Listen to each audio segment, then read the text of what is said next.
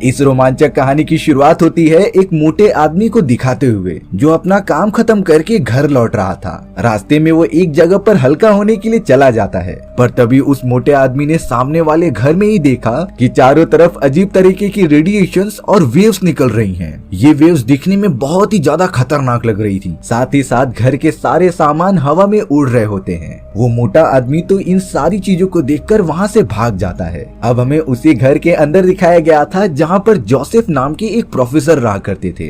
Joseph तो एक बहुत ही बड़े और जाने माने साइंटिस्ट भी थे, जिन्होंने बहुत ही कम उम्र में फिजिक्स की बहुत सारी महारत हासिल कर ली थी। जोसेफ के रूम में दिखाया जाता है कि सारी चीजें हवा में अजीब तरीके से घूम रही हैं। दरअसल इतने सालों की मेहनत के बाद जोसेफ ने अपने एक्सपेरिमेंट के कारण ये पता लगा लिया है कि मरे हुए लोगों को जिंदा कैसे किया जा सकता है, और अब इसीलिए जोसेफ अपने एक्सपेरिमेंट का टेस्टिंग कर रहे थे। अब हमें पास ही के एक म्यूजियम में दिखाया जाता है जहाँ पर बहुत ही पुराना और बड़ा अंडा रखा गया था, पर अगले ही मोमेंट में वो अंडा पता नहीं कैसे टूटने लग जाता है। उसके अंदर तो किसी क्रिएचर की बड़ी बड़ी आंखें बाहर झांक रही थी। अंडा टूटने के बाद तो उसके अंदर से एक बड़ा सा फ्लाइंग डायनासोर निकलता है जो म्यूजियम से बाहर निकल के आसमान की तरफ चला गया था। वहीं सड़क के एक कार में हमें एक हस्बैंड और वाइफ दिखाए जाते हैं जो बहुत ही ज्यादा मजे कर रहे थे, पर तभी वो बड़ा सा ड्रैगन उड़ते हुए आकर उनकी कार को पकड़ के डायरेक्टली पानी में गिरा देता है, जिसके बाद वो खतरनाक ड्रैगन शहर की तरफ निकल पड़ा। अब हमें यहाँ पर फ्रैंक नाम का एक आदमी दिखाया जाता है जो छोटी मोटी नौकरियां करता था। फ्रैंक एडल नाम की अपनी एक दोस्त से बहुत ही ज्यादा प्यार किया करता था, लेकिन फ्रैंक एडल को अपने दिल की बात कैसे कहे ये उसे समझ में नहीं आती।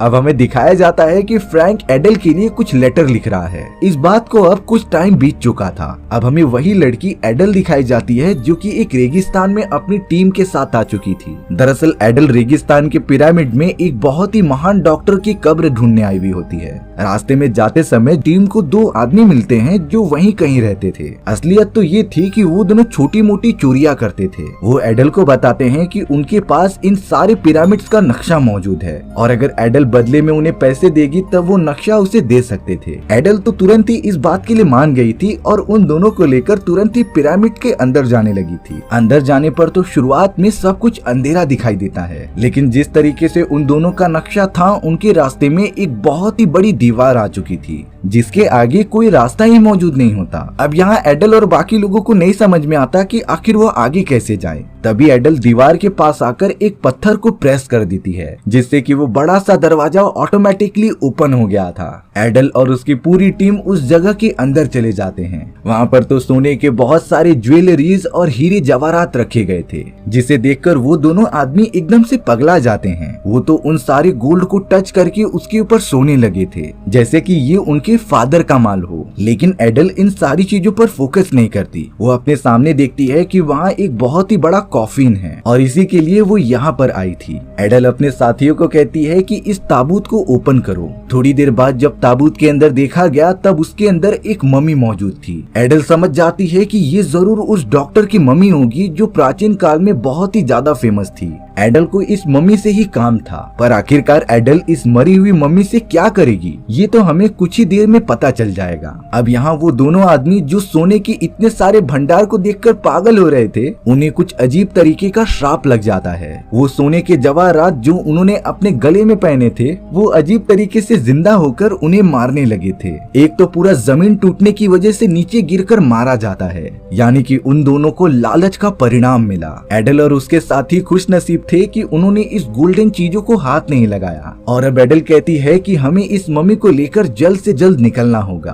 पर अफसोस इतनी आसानी से नहीं, क्योंकि वहाँ पर एक बहुत ही बदमाश पुलिस ऑफिसर अपने सैनिकों के साथ आ जाता है। उस पुलिस ऑफिसर का नाम प्रोफेसर था जो एडल से पूछता है कि तुम यहाँ पर क्या कर रही हो। तब जाकर एडल कहती है कि मुझे इस कॉफिन में मौजूद मम्मी चाहिए जो मैं यहाँ से अपने साथ लेकर जा रही हूँ। प्रोफेसर कहता है कि तुम इस मम्मी का क्या करोगी जो इतने सालों से मरी हुई पड़ी है। तब जाकर एडल अपना असली मकसद बताती है। एडल ने जवाब दिया कि ये मम्मी प्राचीन काल के एक बहुत ही पुराने डॉक्टर की है जिसकी मदद से मैं अपनी बहन को ठीक करना चाहती हूँ जो बहुत ही ज्यादा बीमार है। मेरी बहन को कोई नॉर्मल डॉक्टर ठीक नहीं कर सकता बल्कि यही ठीक कर सकती है। पर अब तो प्रोफेसर एडल पर हंसने लग गया था क्योंकि ये तो मम्मी मरी हुई है, आखिर एडल इससे अपनी बहन का इलाज कैसे कराएगी। तब जाकर एडल कह रही थी कि इसमें मुझे जोसेफ नाम के एक साइंटिस्ट मदद करेंगे। जोसेफ वही होता है जिसे कि हमने कहानी की शुरुआत में देखा था। उनके पास मरे हुए लोगों को जिंदा करने की एक टेक्नोलॉजी मौजूद है। पर प्रोफेसर बताता है कि जोसेफ अब बहुत ही ज्यादा बूढ़ा हो चुका है, उसके अंदर पता नहीं उतनी हिम्मत भी है कि नहीं कि वो किसी को जिंदा भी कर सके।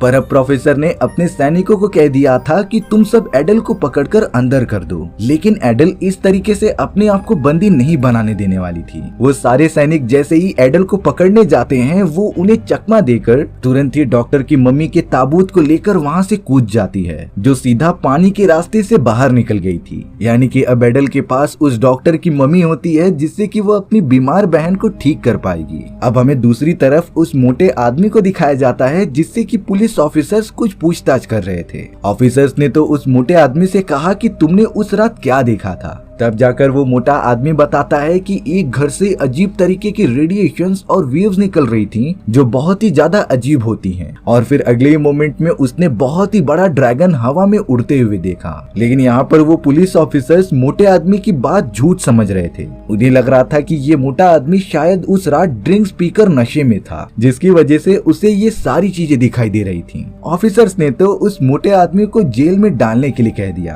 पर अब उन ऑफिसर्स में डिस्कशन होता है कि ड्रैगन से रिलेटेड सारी बातें शहर में नहीं फैलनी चाहिए, क्योंकि अगर ड्रैगन के बारे में लोगों को पता चल गया तब चारों तरफ हड़बड़ी मच जाएगी और तो और शहर के लोग बहुत ही ज्यादा डरने लगेंगे। लेकिन अगले दिन जिसका डर था वही हुआ। न्यूज़पेपर में पता नहीं कैसे चारों तरफ ड्रैगन की खबर फैल जाती है, जिसमें बताया गया था कि आसमान में एक बहुत ही बड़े उड़ते हुए ड्रैगन को देखा गया है जिसने अब तक कई सारे सिटीजन्स की जान ले ली है। अब हमें उस म्यूजियम के केयर टेकर को दिखाया जाता है जहाँ से वो ड्रैगन बाहर निकला था। उसी केयर टेकर के साथ फ्रैंक भी काम किया करता था। वो दोनों उस बड़े से अंडे के टूटे वाले हिस्से को देखते रहते हैं, जिसमें कि केयर टेकर कह रहा था कि शायद से इस अंडे में से कोई तो बाहर निकला था और हो न हो ये वही ड्रैगन हो सकता है जो अंडे से बाहर निकल के छत तोड़कर यहाँ से चला गया। अब थोड़ी देर में ही उस जगह पर कुछ पुलिस ऑफिसर पूछताछ करने के लिए आ जाते हैं। उन्होंने केयर टेकर से पूछा कि आखिर तुम्हें इस अंडे के बारे में क्या पता चला। पर वो केयर टेकर और फ्रैंक बताते हैं कि हमने अभी अभी सारी जानकारी इकट्ठा करना स्टार्ट किया है और अगर जैसे ही हमें कुछ ठोस सबूत पता चलते हैं हम आपको इन्फॉर्म कर देंगे।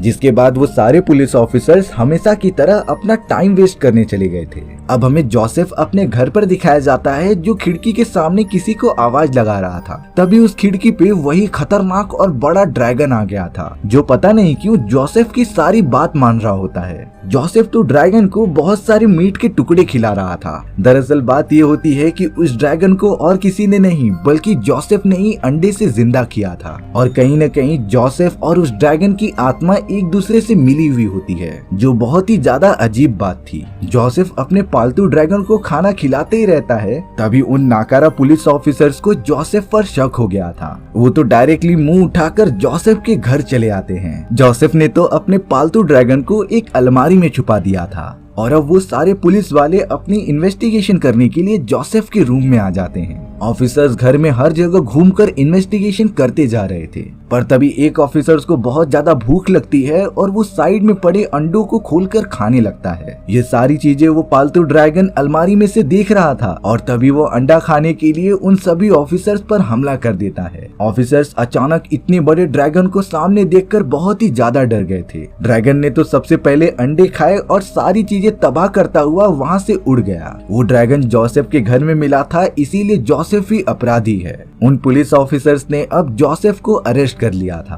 अब हमें दूसरी तरफ रेलवे प्लेटफॉर्म पर एडल दिखाई जाती है, जो इजिप्ट से डॉक्टर की मम्मी के ताबूत को लेकर यहाँ आ गई थी। एडल जल्द से जल्द मम्मी के ताबूत को लेकर अपने घर पर पहुँच गई थी। एडल बहुत ही ज्यादा खुश हो रही होती है कि अब उसकी बहन ठीक हो जाएगी। एडल की बहन तो एक बेड पर बिना कुछ मूवमेंट किए हुए बैठी हुई थी, जिससे हमें पता चलता है कि एडल की बहन बहुत सालों से कोमा में है। उसके दिमाग में गलती से एक हेयर पिन अटक गई थी, जिसकी वजह से उसका इलाज कोई भी डॉक्टर नहीं कर रहा है और वो आज तक कोमा में मौजूद है। एडल को विश्वास था कि वो जोसेफ की मदद से इस डॉक्टर वाली मम्मी को जिंदा करेगी और अपनी बहन को ठीक करवा देगी। पर अब एडल के घर के दरवाजे के सामने फ्रैंक एक लेटर लेकर आ गया था जो एडल के लिए वहीं पर छोड़कर जाने ही वाला था। तभी एडल दरवाजा खोलकर फ्रैंक को अंदर बुला लेती है। एडल ने थोड़ा शर्माते हुए पूछा कि इस लेटर में क्या मौजूद है, पर तभी अचानक एडल की नजर पास ही में पड़ी हुई एक न्यूज़पेपर पे चली गई, जिसे पढ़ने के बाद एडल को पता चला कि जोसेफ को जल्द से जल्द मौत की सजा होने वाली है। यहाँ एडल बहुत ही ज्यादा डर गई थी क्योंकि जोसेफ ही एक ऐसा इंसान था जो इस डॉक्टर की मम्मी को जिंदा करने की टेक्निक जानता था और अगर जोसेफ मर गया तब इस मम्मी को कोई भी जिंदा नहीं कर पाएगा। इसीलिए अब एडल जोसेफ को किसी भी कीमत में बचाना चाहती थी। एडल सबसे पहले फ्रैंक से पूछती है कि यहाँ पर फांसी कहाँ दी जाती है। फ्रैंक ने एडल को पास ही वाले पुलिस स्टेशन का एड्रेस दे दिया था। एडल तुरंत ही उस जगह पर जोसेफ को बचाने के लिए चली गई थी। सबसे पहले एडल वकील का भेष धारण करके जोसेफ से मिलने जाती है। एडल ने जोसेफ से कहा कि मैं यहाँ तुम्हें छुड़ाने आई हूँ। एडल के पूछने पर जोसेफ बताता है कि मैंने ही अपने टेक्निक की मदद से म्यूजियम के अंदर सालों से पड़े हुए उस ड्रैगन के अंडे में से उसे जिंदा कर दिया। पर अब एडल कहती है कि मुझे अपनी बहन को ठीक करना है, इसीलिए मेरे पास बहुत सालों पुरानी डॉक्टर की मम्मी है जिसे कि तुम्हें जिंदा करना है। जोसेफ कहता है कि ये काम मुश्किल लग रहा है लेकिन नामुमकिन नहीं है, पर इसके लिए मुझे यहाँ से निकलना पड़ेगा क्योंकि कुछ ही घंटों के अंदर अंदर ये सारे लोग मुझे फांसी पर चढ़ा देंगे। अब यहाँ पुलिस ऑफिसर्स को भी पता चल गया था कि वकील बनकर जो आया है वो एडल है, यानी कि वो यहाँ पर जोसेफ से बात करने के लिए घुसी है। इसीलिए अब एडल को पकड़कर वहाँ से निकाल दिया जाता है। पर एडल इस तरीके से तो हार नहीं मानने वाली थी। वो तो कुछ देर बाद खाना बांटने वाली बाई बनकर अंदर चली जाती है। पुलिस ऑफिसर्स ने फिर से एडल को पहचान लिया था और उसे बाहर कर दिया। इसी तरीके से एडल अपना बार बार हुलिया चेंज करके जोसेफ को बचाने के लिए जा रही थी, लेकिन हर बार पुलिस ऑफिसर्स एडल को पहचान कर बाहर कर देते थे। अब यहाँ पुलिस ऑफिसर्स एक शिकारी की मदद से लगातार उस ड्रैगन को ढूंढते जा रहे थे, लेकिन पूरा शहर छानने के बाद भी उन्हें वो ड्रैगन दिखाई नहीं देता। यहाँ पर एडल ने बहुत सारी चीजें ट्राई की जोसेफ को बाहर निकालने के लिए, पर अब वो अंत में एक पुलिस ऑफिसर की ड्रेस पहनकर अंदर घुस जाती है, जिससे कि उसे जेल के अंदर जाने का मौका मिल गया था। एडल जल्द से जल्द जोसेफ को छुड़ाने जाती है। तभी उसने देखा कि जिस जेल के अंदर जोसेफ मौजूद होता था वहाँ पर तो एक दूसरा आदमी मौजूद है। एडल उस आदमी से पूछने लगी कि आखिरकार जोसेफ कहाँ चला गया। तब जाकर वो आदमी जवाब देता है कि जोसेफ को तो कुछ घंटों पहले यहाँ से दूसरी जेल में शिफ्ट कर दिया गया था और उसी जेल में जोसेफ को फांसी दी जाएगी। अब यहाँ एडल बहुत ही ज्यादा परेशान हो जाती है कि वो जोसेफ को कैसे बचाए। तब उस आदमी ने एक एडवाइस दी कि तुम इसमें किसी बड़े पॉलिटिशियन की मदद ले सकती हो।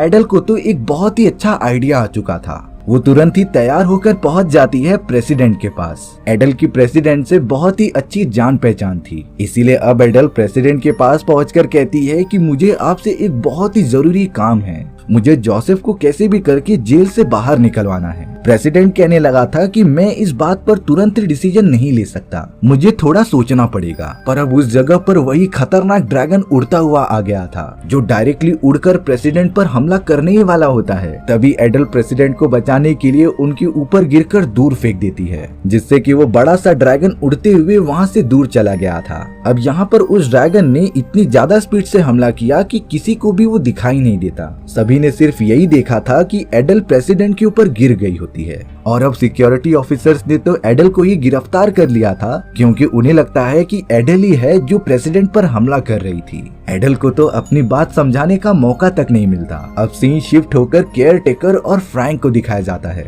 जो अपने घर के पीछे एक बागीचे में आकर उस ड्रैगन को देख रहे थे। वो ड्रैगन तो हमेशा उड़ने के बाद उसी जगह पर आता क्योंकि फ्रैंक ड्रैगन को खाने के लिए बहुत सारे मांस और मीट मछली देता था, जिससे कि ड्रैगन दूसरों को नुकसान न पहुंचाए और वो यहाँ पर डायरेक्टली आ जाए। वो केयर टेकर तो फ्रैंक की इस अच्छे काम से बहुत ही ज्यादा खुश हो जाता है। कई घंटों तक जेल में सजा काटने के बाद एडल अपने घर पर आ गई थी, जो अपनी बहन से माफी मांगती है कि वो उसे ठीक करने के लिए कुछ भी नहीं कर पा रही। अब अपना थोड़ा सा टेंशन रिलीज करने के लिए एडल नहाने चली जाती है। तभी एडल को फ्रैंक का दिया हुआ एक लेटर याद आता है, जिसे खोलकर वो पढ़ने लगी थी। फ्रैंक ने तो लेटर में लिखा था कि मेरे पास वो बड़ा सा ड्रैगन मौजूद है जो शहर में चारों तरफ घूम रहा है। अगर तुम्हें उसे देखना है तब मेरे घर पर आ जाओ। एडल तुरंत ही ये बात जानने पर फ्रैंक के घर चली जाती है। एडल ने तो बागीचे में उस बड़े से ड्रैगन को देखा जो बहुत ही खौफनाक दिख रहा था। शुरुआत में तो वो ड्रैगन एडल की कोई भी बात नहीं मानता, लेकिन धीरे धीरे एडल उस ड्रैगन को अपने कंट्रोल में लेने में कामयाब हो जाती है। और अब एडल ने डिसाइड किया कि वो इस ड्रैगन की मदद से जोसेफ को जेल में से छुड़ा कर लाएगी।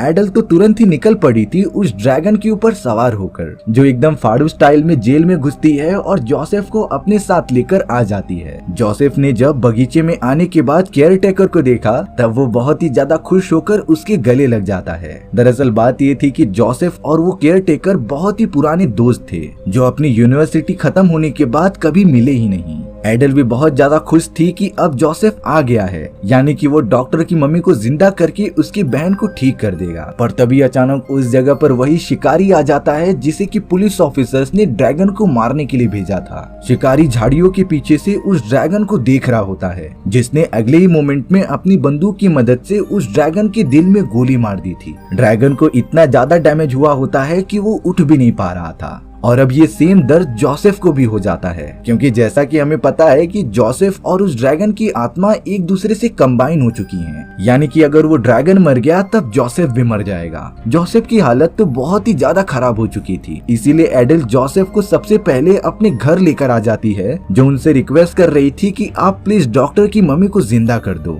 जोसेफ एडल से कहता है कि घर में रखी गई सारी एंटीक चीजों को एक सर्कल में जमा कर दो। एडल तुरंत ही ऐसा कर देती है और अगले मोमेंट में जोसेफ अपने मंत्र पढ़कर सारी चीजें हवा में उड़ाना स्टार्ट कर देता है। लेकिन बीच में ही बहुत ज्यादा थकने के कारण जोसेफ की मौत हो चुकी थी। जोसेफ के मरने पर वो ड्रैगन भी मारा जाता है। एडल तो बहुत ही ज्यादा निराश हो चुकी थी कि आखिरकार उस मम्मी को जिंदा कौन करेगा, यानी कि उसकी बहन कभी भी नहीं ठीक हो पाएगी। पर अब कुछ ही सेकंड्स में पता चला कि वो डॉक्टर की मम्मी जिंदा हो चुकी है, जो ताबूत तोड़कर बाहर निकल गई थी। वो डॉक्टर की मम्मी जो बहुत ही ज्यादा डरावनी लग रही थी, वो एडल की बहन के पास चली जाती है, जो अभी भी कोमा में थी। डॉक्टर की मम्मी ने एडल की बहन के सर में एक सुई घुसी हुई देखी, जिसके बारे में वो एडल से सच्चाई पूछने लगी होती है। एडल ने बताया कि कुछ सालों पहले एक हादसा हुआ था, जब मैं और मेरी बहन हमेशा की तरह बैडमिंटन खेल रहे होते हैं। कुछ देर बाद ही जैसे ही मैंने शटल कॉक को मेरी बहन के सामने मारा और वो अचानक से नीचे गिरने ही वाली थी, तभी उसके बालों में लगी हुई नीडल उसके दिमाग के अंदर चली जाती है। तब से ही एडल की बहन ना कुछ बोलती और ना ही कुछ खाती, वो तो पूरी तरीके से कोमा में चली गई थी। एडल यहाँ पर उस डॉक्टर की मम्मी से पूछ रही थी कि क्या आप मेरी बहन को ठीक कर सकते हो कि नहीं, पर अब उस डॉक्टर की मम्मी ने बताया कि ये केस बहुत ही ज्यादा पेचीदा है, जिसे कि मुझ जैसे डॉक्टर्स नहीं सुलझा सकते। जिसका मतलब साफ था कि ये डॉक्टर की मम्मी एडल को नहीं ठीक कर सकती। एडल तो इस बात से बहुत ही ज्यादा नाराज हो गई थी, पर तभी उस डॉक्टर की मम्मी ने बताया कि जोसेफ ने जिस मंत्र का प्रयोग किया था उसकी वजह से सिर्फ मैं ही नहीं जिंदा हुई हूँ, बल्कि 10 किलोमीटर के दायरे में जितनी भी मम्मीज होंगी वो जिंदा हो चुकी होंगी। और मुझे पता है कि पास ही वाले म्यूजियम में हमारे राजा की मम्मी मौजूद है, जिनके पास मुझसे भी ज्यादा एक्सपीरियंस डॉक्टर्स मौजूद थे। इसीलिए अब एडल उस डॉक्टर की मम्मी के साथ अपनी बहन को लेकर म्यूजियम में चली जाती है। अंदर पहुंचने पर डॉक्टर की मम्मी ने सारे ताबूत ओपन कर दिए थे, जिसमें से अब सारी मम्मी जिंदा हो जाती हैं। और अब जाकर राजा की मम्मी के ताबूत को ओपन किया जा रहा था। राजा की मम्मी कहती है कि इतने सालों बाद उठकर मजा ही आ गया। पर अब डॉक्टर की मम्मी ने उन सभी का स्वागत करके एडल की प्रॉब्लम के बारे में बताया। हालांकि शुरुआत में राजा की मम्मी और उसकी सेना एडल की मदद करने के लिए राजी नहीं होते, पर जब उन्हें पता चला कि उन लोगों को एडल ने ही जिंदा किया है, और तो और एडल सिर्फ इतना चाहती थी कि वो उसकी बहन को जिंदा कर दे, क्योंकि वो अपनी बहन से बहुत ही ज्यादा प्यार करती है और उसे खो नहीं सकती। ये बात सुनकर लिटरली राजा की मम्मी भी थोड़ी सी इमोशनल हो जाती है, और अब उसने अपने बहुत ही एक्सपीरियंस डॉक्टर वाली मम्मी को आदेश दे दिया था कि वो एडल की बहन को ठीक कर दे। अब यहाँ वो सारी मम्मीज प्राचीन तरीकों का यूज करके एडल की बहन का इलाज करने लग जाते हैं। उन्होंने तो कैसे भी करके एडल की बहन के दिमाग से वो नीडल निकाल ली थी, जिसके कुछ ही घंटों के बाद एडल की बहन पूरी तरीके से ठीक हो जाती है। वो तो फिर से एकदम नॉर्मल होकर बात करने लगी थी। एडल तो बहुत ही ज्यादा खुश होकर अपनी बहन के गले लग जाती है। एडल की आंखों में खुशी के आंसू थे, क्योंकि इतने समय बाद उसे अपनी प्यारी बहन मिल गई। अब यहाँ राजा की मम्मी और उसके सारे सैनिकों का काम खत्म खत्म होने पर वो निकल पड़े थे बाहर सैर करने के लिए। यानी कि अब वो सारी मम्मीज आजाद थी कहीं भी जाने के लिए। सब कुछ नॉर्मल होने के बाद एडल अपनी बहन के साथ एक शिप पर निकल पड़ती है जिसका नाम टाइटैनिक था। और अब सभी को पता है कि टाइटैनिक जहाज का आगे जाकर क्या होने वाला था। इसी तरीके से हमारी ये एडवेंचरस भरी कहानी यहीं पर खत्म हो गई थी। सो व्यूअर्स, आपको ये स्टोरी कैसी लगी कमेंट सेक्शन में बताना भूलना मत। और अगर आपको मेरा एक्सप्लेनेशन 1% भी अच्छा लगा होगा ना, तो वीडियो को लाइक एंड चैनल को सब्सक्राइब जरूर कर देना। हमें न्यू ईयर तक 15,000 सब्सक्राइबर कंप्लीट करना है, तो इसमें अपना कंट्रीब्यूशन जल्द से जल्द दे दो और हमारी फैमिली के साथ आकर जुड़ जाओ। मिलते हैं इसी तरीके की मजेदार वीडियोस में, तब तक के लिए बाय बाय।